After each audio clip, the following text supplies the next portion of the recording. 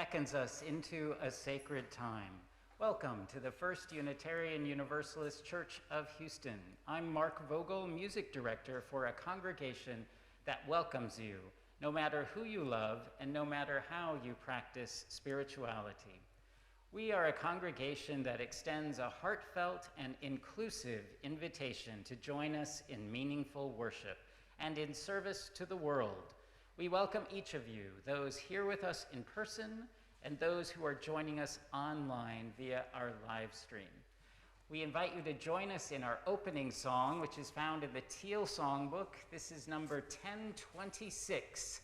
If every woman in the world, please rise in body or in spirit.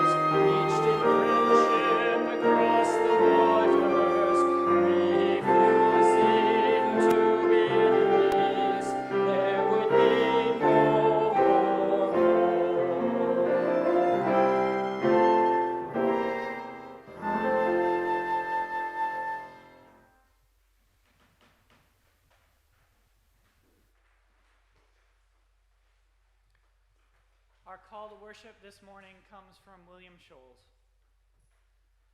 Come into this place of peace, and let its silence heal your spirit. Come into this place of memory, and let its history warm your soul.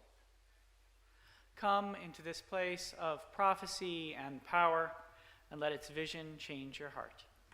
Come, friends, let us worship together.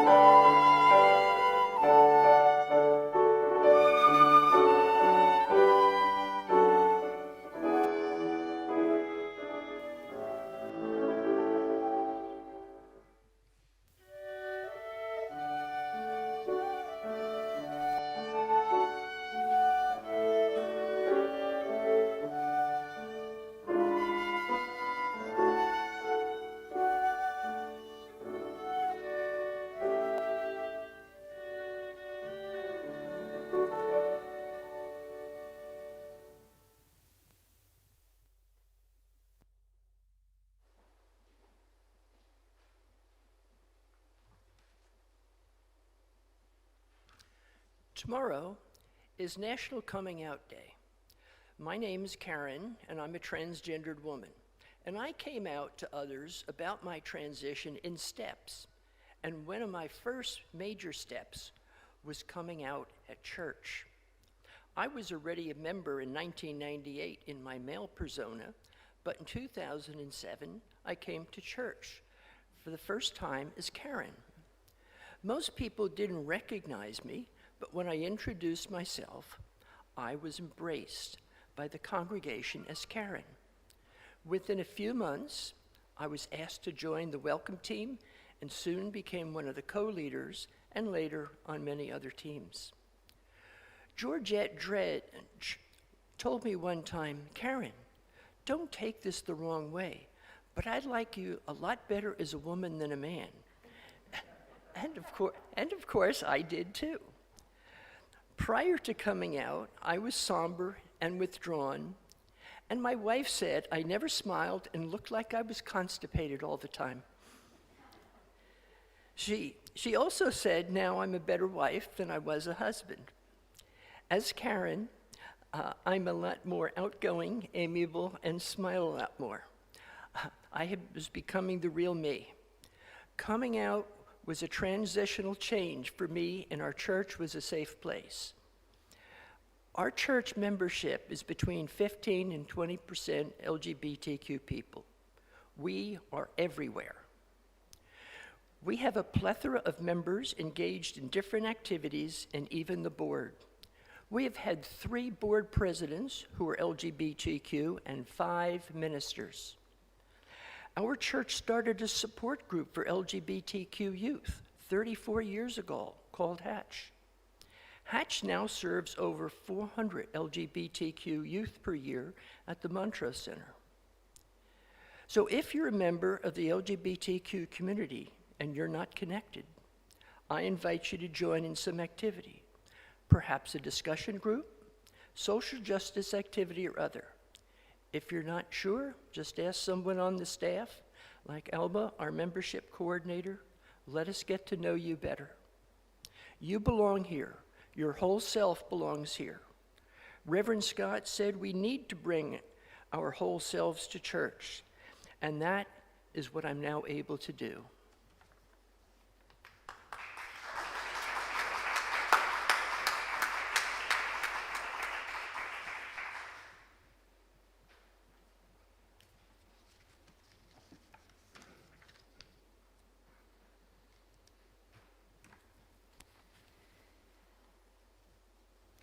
Please join me in the spirit that some call prayer and others name meditation.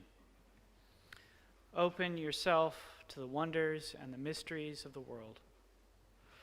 Open yourself to compassion and empathy. Close your eyes. Take one breath. Take another. Center yourself. We have reached a Sunday where we are confronted with all the glories and difficulties of human life, which might be another way of saying we have simply come to another Sunday.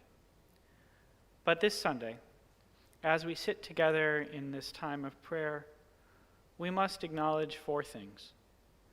The 20th anniversary of the start of the war in Afghanistan, the continuing onslaught against reproductive rights in Texas and throughout the country, National Coming Out Day, and Indigenous Peoples Day.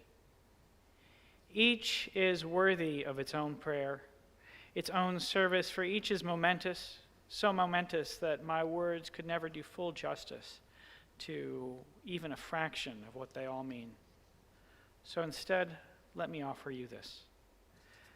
There is beauty, there is pain, there is joy, and there is suffering throughout this world. Each of these events, anniversaries, or special days contains within the possibility of bringing more beauty or more pain into the world. Let us then use their collective presence to take a vow this Sunday and all Sundays and all the days of our lives to do what we can as individuals and as a religious community to commit to bring more beauty, more joy, and more love into the world. That it might be so, I invite the congregation to say Amen. Let us now lift up which sits heavy and light on us. In doing so, I invite you to speak or bring to mind the names of those you wish to be held in the loving embrace of this community.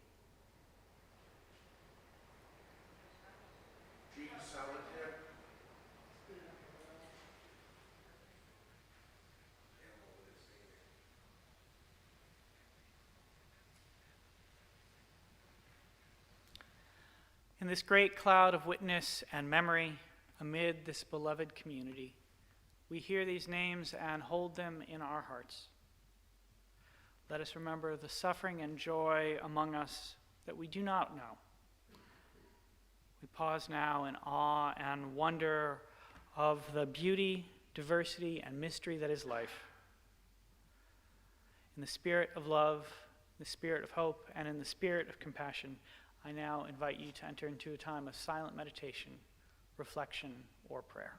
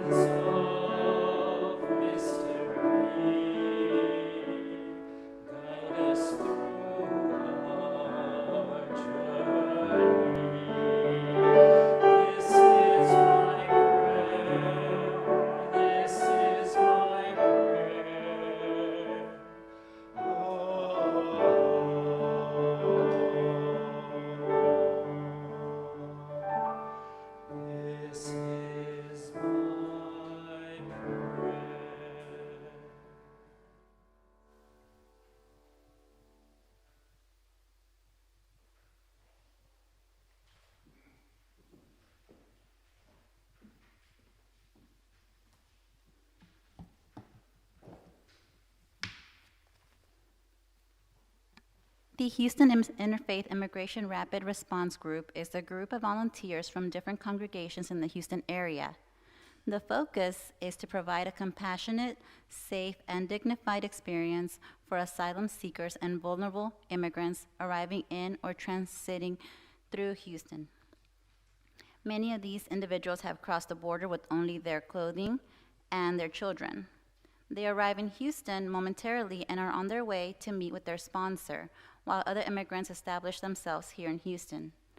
Volunteers have come together to provide transportation, meals, diapers, toys, clothing, toiletries, short-term housing assistance, including lodging in team members' homes, or funds for 28 to 48 hotel hours stays.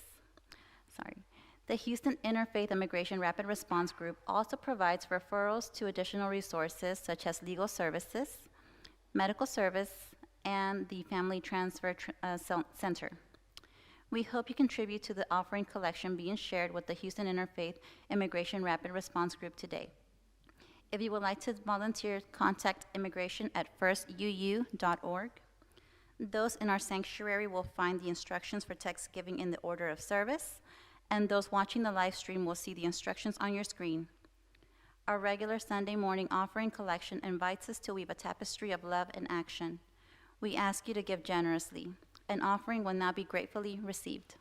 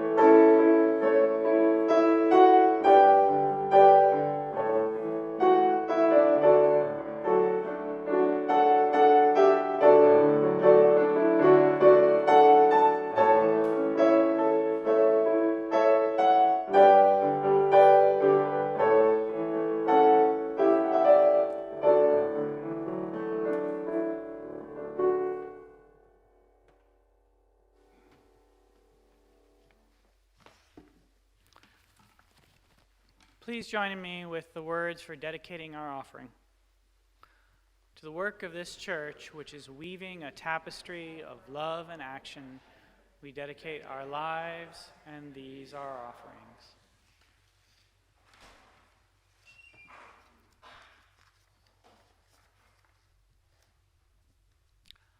Our first reading this morning comes from David Graeber's essay, Of Flying Cars and the Declining Rate of Profit.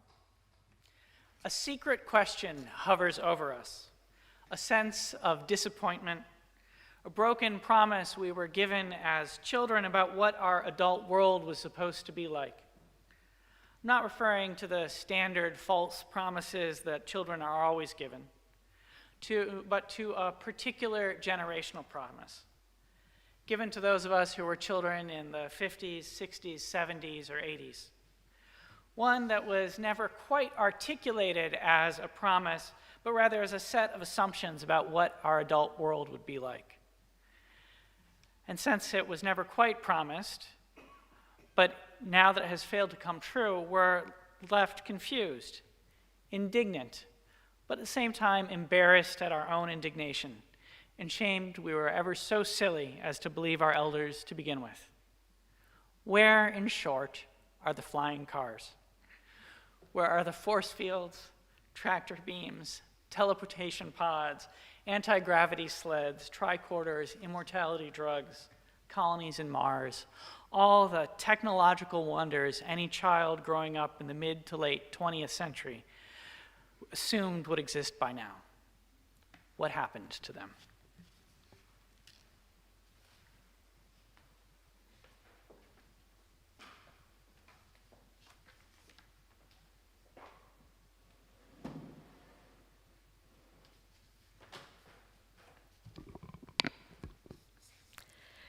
The second reading is from Always Coming Home by Ursula Le Guin. So when it began to get better, the people started coming back, but not very many because there was sickness in the world. Everybody got sick, and no singing or bringing in could heal them. The plants and animals and humans, all growing things, and even rocks were sick. Even the first were sick, poisoned. The moon was dark, like burnt paper, and the sun was like the moon is now. It was the dark, cold time. Nothing was born right. Then something grew up here, something pretty. Another little thing sprouted there. Things began to grow right. The water came out of the rocks, clear again. The people began to come back. They are still coming back. Here ends the reading.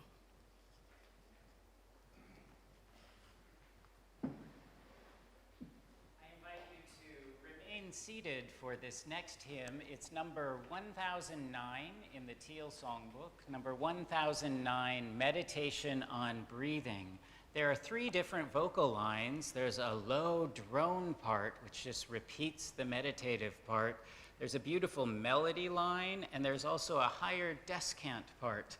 I'll be jumping around to the different lines. You're welcome to sing with me, or you can sing your own part. We'll begin with the drone part.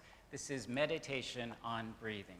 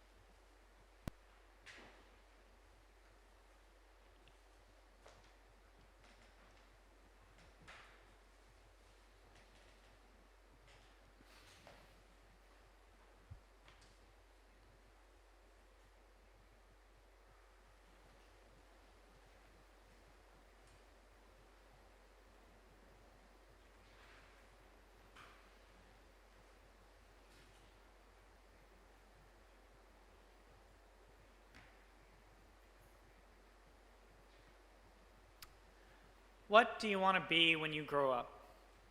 I suspect that many of you were confronted with this question when you were children. I certainly was. In some ways, it was a question that I dreaded. It implied that once I reached a certain age, I would no longer be acceptable to just be myself. I would have to be something else. Growing up as the child of a professor and an elementary school teacher, that something else often seemed implicitly limited to some variation of the list recounted in Melvina Reynolds' famous song, Little Boxes. And there's doctors and lawyers and business executives, and they're all made out of ticky-tacky, and they all look just the same. The subtle suggestion that when I grew up it would no longer be possible to be just myself was not the only reason why I disliked the question. I also disliked it because it had some version of an argument captured in Paul's first letter to the Corinthians in it. When I was a child, I spoke like a child, thought like a child, reasoned like a child, but when I grew up, I finished with childish things. At the same time, there was an aspect of the question that I appreciated. It was, after all, an invitation to imagine the future.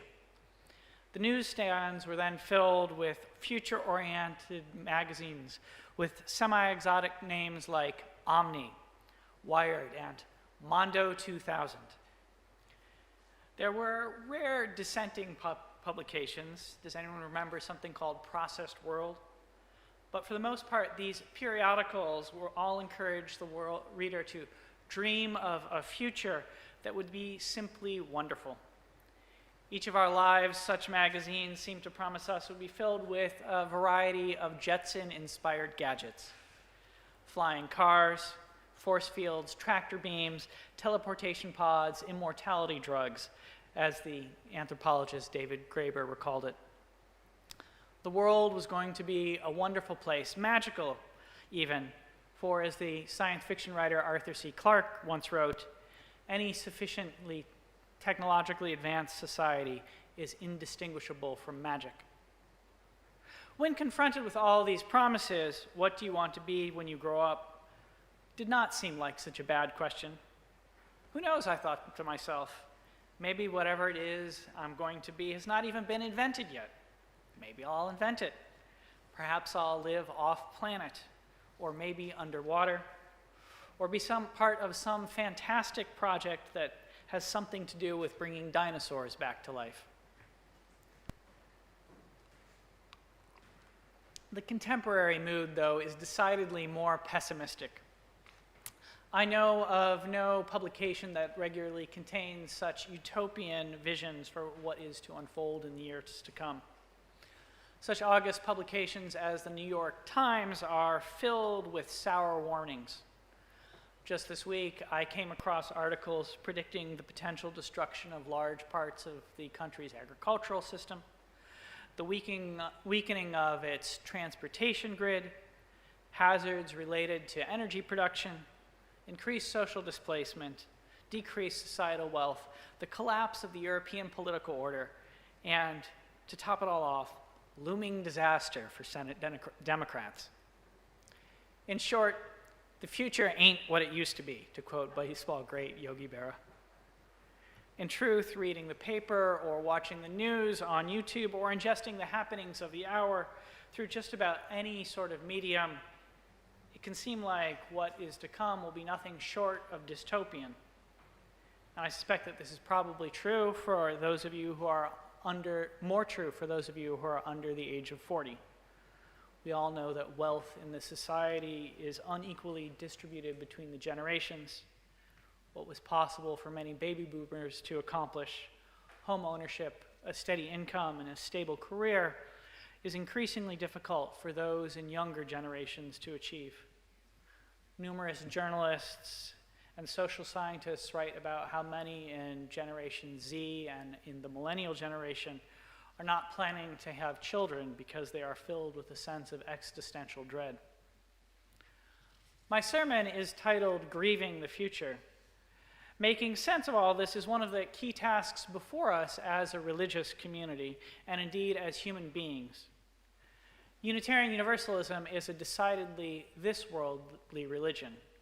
What promises of the future it offers in this world, not in the realm to come. This perspective is reflected in Forest Church's claim, religion is our human response to being alive and having to die. Religion emerges from our realization that we are alive on this good green earth and that our time to be alive in this hour is to live amid extraordinary loss and to live at a time when more loss is coming.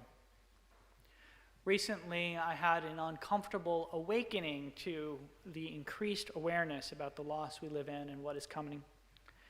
NPR ran an interview with the biologist Hannah Montz. She studies and works to preserve forest life in Hawaii. The occasion for the interview was an unusual obituary, the declaration of 22 animal species and 1 plant species as extinct. 8 of the species were Hawaiian forest birds. These birds were just part of a suite of forest birds that is dwindling down to the last several species. The forests are getting quiet, Montz told listeners. What struck me was not her words, but the tone in which she said them, and in which Lula Garcia Navarro, her interviewer, responded. It was one of heartbreak, desperation, and resignation. As Reverend Scott told you last week, this month we are working on reimagining grief. It's not an easy or necessarily pleasant project. And I suppose it does not help with the reputation I sometimes get of being a doom and gloom preacher. However, to be alive today is to live amid suffering and loss. It cannot be avoided, especially now with the pandemic, the climate crisis, and all that is before us. To be alive now, though, is not to just be in mourning over what has been lost. It is to be confronted with grief over what will be lost. The most difficult part of Garcia Navarro's interview was not when the two spoke about the species that have already gone extinct. Brilliantly colored varieties of Hawaiian honeycreepers with shocks of bright feathers and trilling songs. It was when Montz spoke of how the suite of forest birds is dwindling down to the last several species. Conservationists faced in preserving those that remained. Unfortunately, with the forces of climate change, the tools in order to save these species are not readily available, she admitted. She was not speaking of what was lost. She was speaking of what will be lost. The prospect of future loss, the reality of mourning the future is ever present. Indeed, I anticipate it will weigh on us more heavily in the years to come. Once upon a time, we had time, and now we seem to have lost it. Time, our time, the time of human civilization appears to be running out, writes theologian Catherine Keller in her reflection on the climate crisis. In his sermon on Reimagining Grief, Reverend Scott said, "We often reimagine grief as a terrible emotion, but it might be helpful to reimagine grief as a process of healing. It can be as much a struggle to heal from anticipated loss or the loss we never had, as it can be to heal from the losses of what we have had." I was acutely aware of this growing up in Michigan in the late 80s and early 90s. It was a time when you could still hear on the radio Albert King's celebratory song of the Great Migration, Cadillac Assembly Line. Do any of you know it? It offers a story of a man leaving Mississippi where he's been tired of whooping and hollering, picking that nasty cotton for the prosperity of Detroit, Michigan, where he's going to get me a job on the Cadillac Assembly Line. For over 6 decades, the prosperity that King sang of had felt like a promise to anyone who lived within driving distance of an automobile plant. If you'd asked a good portion of the kids that I grew up with, especially the boys, what do you want to be when you grow up? They would probably have responded with some sort of answer that revolved around working in the auto industry. But by the time I was a teenager, that promise, that possible future was gone. The factories were closing down. Parts of Detroit fell into decay, so much so that people started to organize tours of the fabulous ruins of Detroit. The prevailing atmosphere was one of bewilderment. For many, it was difficult to accept that the future was no longer what it once had been. One friend of mine was the son, grandson, and great-grandson of line workers. No one in his family had ever gone to college. He had no great love for schooling. He simply assumed that when he finished high school, he would do exactly what his father, his grandfather, and his great-grandfather had all done. He would go to the nearest factory and get me a job on the Cadillac assembly line, and one with good union pay. It never happened. Instead, he spent years flitting from one low-paying job to another, finally deciding that in order to find his future, he had to leave the state. And elsewhere, as an economic migrant, he was able to finally build a better life for himself. I knew dozens of people who were in similar situations, many whose stories did not end so happily.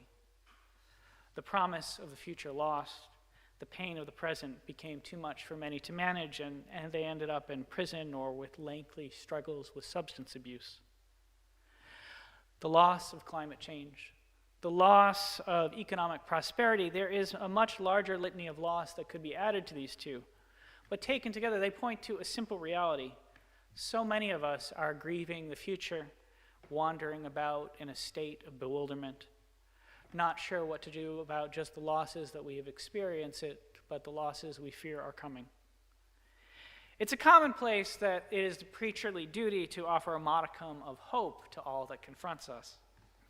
The traditional response of religious liberalism is to place our hope in the future, writes Rebecca Parker. To reimagine grief, to open ourselves to grieving the future, is to move past such a hope. It is instead to face the world we live in and, in Parker's words, discover how we can live among the ruins.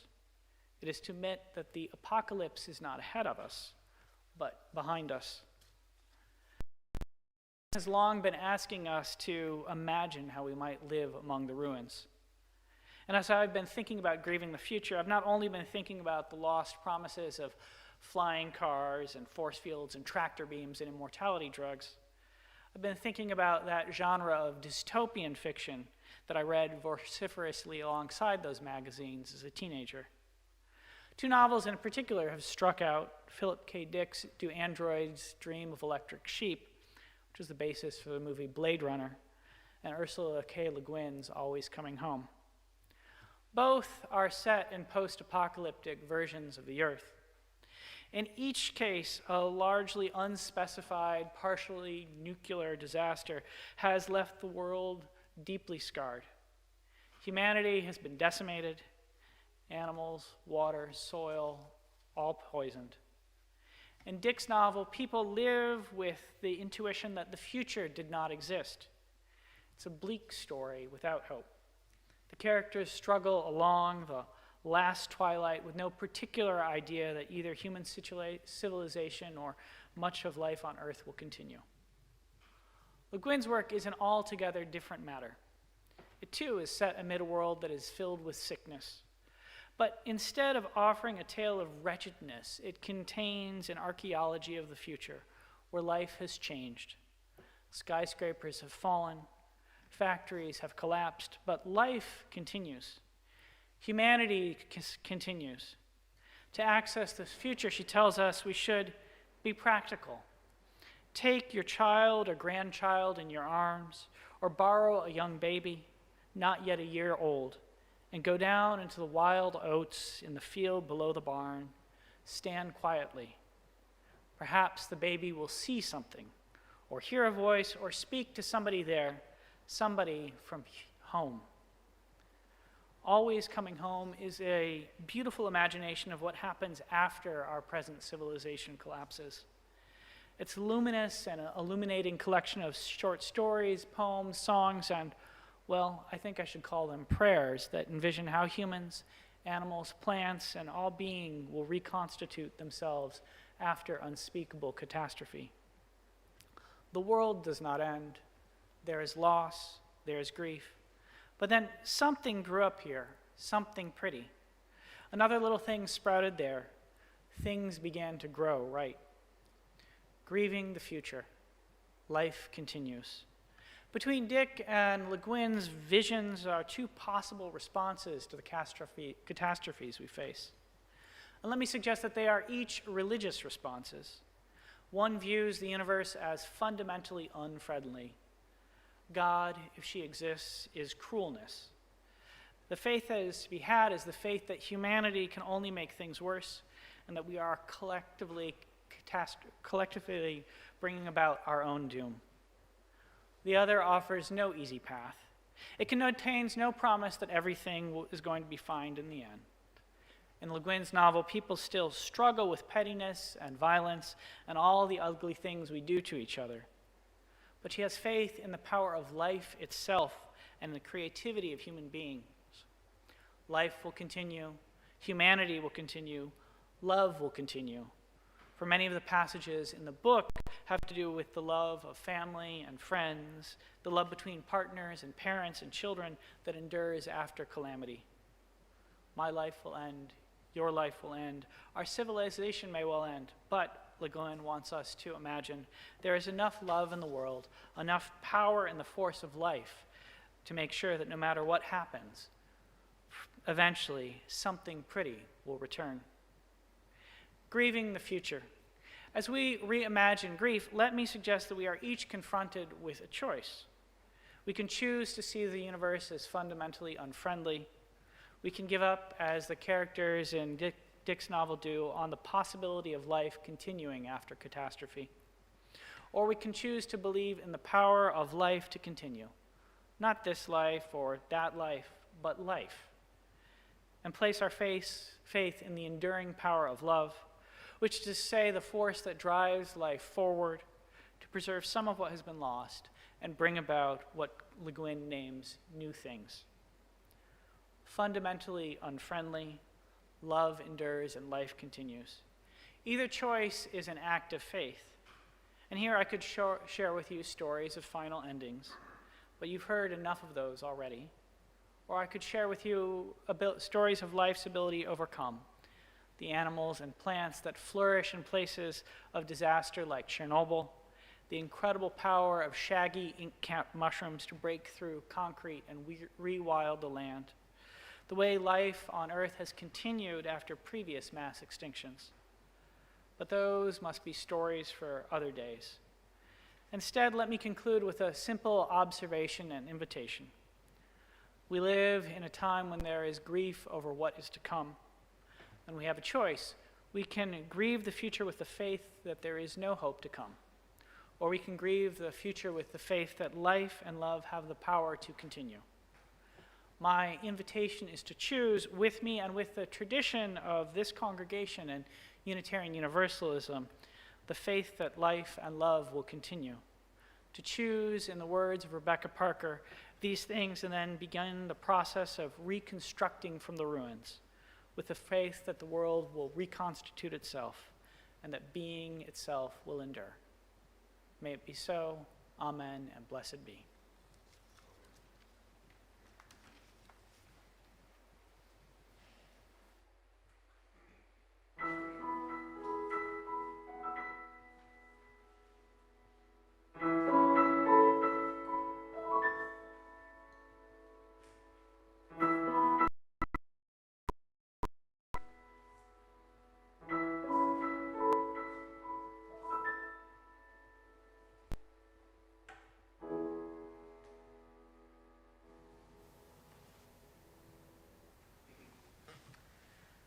We invite you to join us in our closing song, the beautiful Blue Boat Home, number 1064 in our Teal Songbook, number 1064.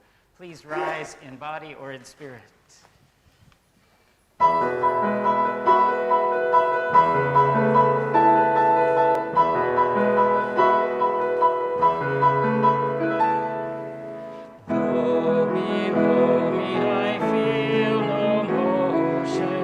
Standing on these mountains and plains, far away.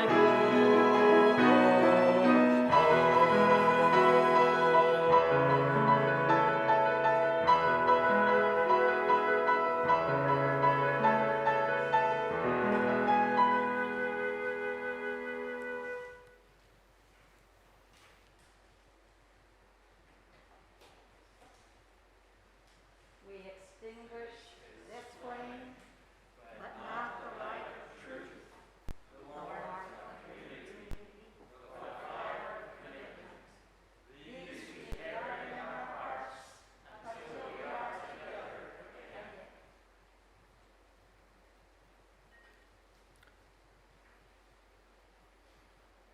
Let us go in the spirit of love, never knowing when or where we may find the divine, yet conscious of the spark within each of us and the unfolding beauty that surrounds us.